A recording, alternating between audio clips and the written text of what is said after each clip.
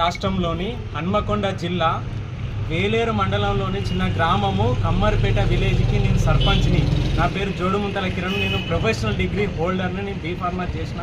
కమ్మరిపేట గ్రామానికి అభివృద్ధి చేయాలన్న ఉద్దేశంతో, ఆ దృఢ సంకల్పంతో, నేను ఈ రాజకీయం మీద ఉన్నటువంటి అవగాహనతోటి, చట్టాల మీద ఉన్న అవగాహనతోటి నేను సర్పంచ్గా పోటీ చేసి గెలిచి ఊరును బాగు చేయాలన్న ఉద్దేశంతో నేను పోటీ చేసిన. నేను 3 సార్లు పోటీ చేస్తే 2 సార్లు ఓడిపోయినా, ఈసారి గెలిచిన. 2 నెలల 15 రోజుల పాలనలో నేను మా ఊరికి నాకు సాయమైనంత మౌలిక సదుపాయాలు, వీధి లైట్లు, డ్రింకింగ్ వాటర్ సమస్య లేకుండా రోడ్లు చేసుకుంటా, పారిశుద్ధ్యం చేసుకుంటా నేను విలేజ్ని ముందు తీసుకెళ్ళాలన్న ఉద్దేశంతో నేనున్నా. మమ్మల్ని 5 రోజుల శిక్షణ తరగతులు ప్రభుత్వం ప్రతిష్టాత్మకంగా తీసుకొని ఈటీసీ అసింపత్తి సెంటర్లో ట్రైనింగ్ ఇచ్చింది. గ్రామాలను అభివృద్ధి చేయాలని, మమ్మల్ని ఉత్సాహంగా ముందుకు నడపాలని ట్రైనింగ్లో చెప్పారు. ఇది అంతవరకు బాగానే ఉన్నది. వచ్చి దాని మీద దృష్టి సారించి చట్టం మీద వాళ్ళు చెప్పిన విషయాల మీద అంత అవగాహన వచ్చినాక మేము విలేజ్ని ఎట్లా బాగు చేయాలన్న ఉద్దేశంతో నేనున్నా. ఎక్కడి నుండి నిధులు వస్తే ఏం చేద్దామని చూస్తున్నాము. అనుకోకుండా ఇయర్ ఎండింగ్ వచ్చింది, మార్చ్. మన MGNREGS నుండి మెటల్ కాంపోనెంట్ వర్క్స్ ఉన్నాయి. ఈ 2 నెలల కాంచి జరుగుతుంది. కాకపోతే మాకు 15 రోజులు 20 రోజుల క్రితం చెప్పారు. ఏమని? అంగన్వాడీ బిల్డింగ్లు కానీ, వివో బిల్డింగ్లు కానీ ఉంటే ప్రపోజల్స్ పంపండి అని అన్నారు. అంటే మాకు అంగన్వాడీ బిల్డింగు వివో బిల్డింగ్ అయితే ఉన్నది. అంగన్వాడీ బిల్డింగ్ కావాలంటే ప్లేస్ కావాలి. MROకి దరఖాస్తు ఇచ్చినాము. అప్పుడు వాళ్ళు గవర్నమెంట్ ల్యాండ్ లేదు కాబట్టి దాన్ని పరిశీలనలో పెట్టుకొని మేము వేరే కాడ ఉన్నదంటున్నావు కదా, దాన్ని చూస్తామని అన్నారు. అంతటితోటి బిల్డింగ్ల సమస్య ఆడ ఆగిపోయింది. మరి బిల్డింగ్లు కట్టలేను కదా నేను ఇప్పుడు, మరి ఇయర్ ఎండింగ్ అవుతుంది, మా నిధులు వేస్ట్ అవుతాయి అన్న ఉద్దేశంతో నేను 26 తారీఖు ఫిబ్రవరి 2026 రోజున ఈ MGNREGS నిధులకు ఎవరైతే హెడ్ ఉంటారో DRDA హన్మకొండ గారిని నేను కలిసి రిప్రజెంటేషన్ ఇచ్చిన. ఏమని ఇచ్చిన అంటే, MGNREGS నిధుల నుండి కమ్మరిపేట గ్రామ పంచాయతీ పరిధిలో సీసీ రోడ్డు నిర్మాణమునకు నిధులు కేటాయించగలరని కోరిన. ఏమని? బిల్డింగులు కట్టే అవకాశం ఉన్నది కానీ బిల్డింగులు కట్టలేము కాబట్టి బిల్డింగులకు బదులు నేను సీసీ రోడ్ వేసుకుంటా. మా ఊరుకు సీసీ రోడ్ అవసరం ఉన్నది, మాకు సీసీ రోడ్డు సౌకర్యము అత్యంత అవసరం ఉన్నది. మనం మా మండల హెడ్ క్వార్టర్కి పోవాలంటే మిగతా బండతండ, చింతలతండ వీళ్ళందరూ మా విలేజ్ మీదకి వెళ్ళి పోతారు. ఆ రోడ్డు బాగాలేదు, మేము మొన్ననే గ్రావెల్ పోసినాము, ఈ రోడ్డు సీసీ శాంక్షన్ చేయాలని నేను కోరినప్పుడు నాకు రిసీవ్డ్ కాపీ ఇచ్చిర్రు. నేను నా దగ్గర పెట్టుకున్నా. నేను అయినా కూడా ఇంకా అసలు నాకు ఖచ్చితంగా కావాలి, ఊరికి ఏదన్నా చేయాలి, ఈ పని కావాలన్న ఉద్దేశంతో మళ్ళీ 2వ తారీఖు నాడు నేను కలెక్టర్ గారిని గ్రీవెన్స్లో కలవడం జరిగింది. మేడం సానుకూలంగా స్పందించి మళ్ళీ DRDO గారిని పిలిచి మళ్ళీ ఈ లెటర్ని వాళ్ళకి ఫార్వర్డ్ చేసింది. మళ్ళీ సోమవారం రోజు మళ్ళీ సేమ్ రిప్రజెంటేషన్ ఇచ్చిన.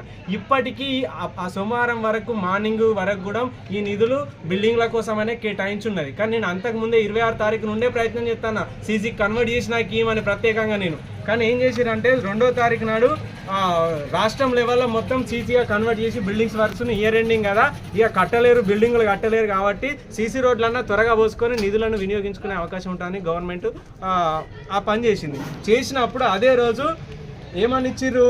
Office of the district rural development agency Hanmakonda district వాళ్ళు ఒక లెటరు, నేను ఇచ్చిన రిప్రజెంటేషన్ మీద letter executive engineer Panchayati Raj శాఖకు పంపారు. అక్కడి నుండి 2వ తారీఖు వరకు నాకు ఈ లెటరు నా దగ్గర రాకున్నా కూడా 2వ తారీఖు నాడే DRDA వాళ్ళ దగ్గర ఈ లెటరు అయింది. మరి ఈ లెటర్ అయింది, నేను వారం రోజుల ముందు నుండి నేను ఆఫీస్లో రిప్రజెంటేషన్ ఇస్తుంటే అదే నేను పొద్దున కలెక్టర్ గారు కలిసిన, మళ్ళీ తర్వాత అదే 2వ తారీఖు నాడు ఈవినింగ్ వరకు ప్రొసీడింగ్ వచ్చింది. ఈ ప్రొసీడింగ్లో మా విలేజ్ పేరు లేదు. ఈ ప్రొసీడింగ్లో మొత్తము సీసీ రోడ్లనే ఉన్నాయి. మన జిల్లా మొత్తం సీసీ రోడ్లే శాంక్షన్ అయి ఉన్నాయి. మరి మా విలేజ్ పేరు లేదు. కనీసం మాకు మెటల్ కాంపోనెంట్ కింద వచ్చే మినిమం గ్రాంట్స్ అన్నా మాకు ఇవ్వకపోతే మరి ఇన్ని రోజులు శిక్షణ ఇచ్చింది ఎందుకు? ఈ టైం అంతా వృధా చేసింది ఎందుకు? మరి నేను ఏం చేయాలి? నా బాధ్యత ఏంది? నా పదవి ఏంది? నా పదవి బాధ్యత ఏంది? మాకు రావాల్సిన నిధులు నేను అడగాలి కదా. నేను రాజ్యాంగబద్ధంగా రిప్రజెంటేషన్ ఇచ్చినప్పుడు నా రిప్రజెంటేషన్ మీరు పరిగణలో తీసుకొని సంబంధిత అధికారులు మాకు కనుక గ్రాంట్స్ ఇచ్చినట్టయితే మా విలేజ్ బాగుపడేది కదా. ఇప్పుడు నేను మళ్ళా తిరుగుతూ ఉంటే ఈ పంచాయతీరాజ్ ఇంజనీరింగ్ నుండి DE ఆఫీస్కు, DE నుండి AE గారికి, AE నుంచి MPDO గారికి, MPDO నుంచి మళ్ళీ రిటర్న్ ఎస్టిమేషన్ మళ్ళీ పైదాకా పోయేదాకా ఈ నెల ఆగుతుందా? సమయం ఆగుతుందా? నిధులు నాకు వస్తాయా? ఈ నిధులు రాకపోవడానికి కారణం ఎవరు? మరి దీని గైడ్ లైన్స్ ఏంటిది, లేకపోతే దాని విలేజ్కి ఎంత కేటాయించాలి, మరి ఆ నిబంధనలు ఉంటే నిబంధనల ప్రకారం కేటాయించాలి. నిబంధనల ప్రకారం కేటాయిస్తే నాకేమో బాధ ఉండదు కదా, నా విలేజ్ నాకు బాగుపడుతుంది కదా. మరి ఈ నిబంధనల ప్రకారం కేటాయించకపోవడానికి, లేకపోతే మా విలేజ్కి గ్రాంట్స్ రాకపోవడానికి కారణం ఎవరో, బాధ్యులు ఎవరో కలెక్టర్ గారు మీరు పరిశీలించి మాకు ఇప్పటికైనా మా ఊరికి సీసీ రోడ్డు శాంక్షన్ చేసి మా ఊరి అభివృద్ధికి మీరు సహకరించాలని పత్రికా విలేకరుల ముఖంగా ప్రాధేయపడుతూ అడుగుతున్నా. నా ఊరు నా బాధ్యత, నా ఊరు నా గ్రామాభివృద్ధి కోసం నేను నిలబడ్డా. నా ఊరు నాకు ఓట్లు ఎందుకు వేసిరు, నా మీద నమ్మకంతో వేసిరు, చదువుకున్నానన్న ఒక కారణంతో నాకు ఓటేసి గెలిపిస్తే నా ఊరికే నిధులు రాకపోతే మరి ఎవరు అడుగుతారు, నా ఊరుకు దిక్కెవలు?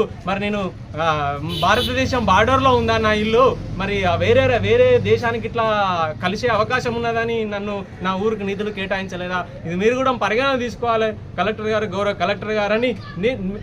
ఇప్పుడు ఆ ట్రైనింగ్లో సర్పంచ్ బాసు, స్థానిక ప్రభుత్వము, లోకల్ గవర్నెన్స్ ఎంత విలువైన ముచ్చట్లు, చట్టం మీద ఎంత అవగాహన కల్పించారు. మరి అంత అవగాహన తెచ్చుకున్నటువంటి మేము నిధులు ఇవ్వకపోతే మరి మేము ఏం చేయాలి? సరే కొత్తగా నిధులు ఏమని నేను అడుగుతలేను కదా, ఎన్ఆర్ఈజీఎస్ నిధులు ప్రతి గ్రామానికి వస్తాయి కదా.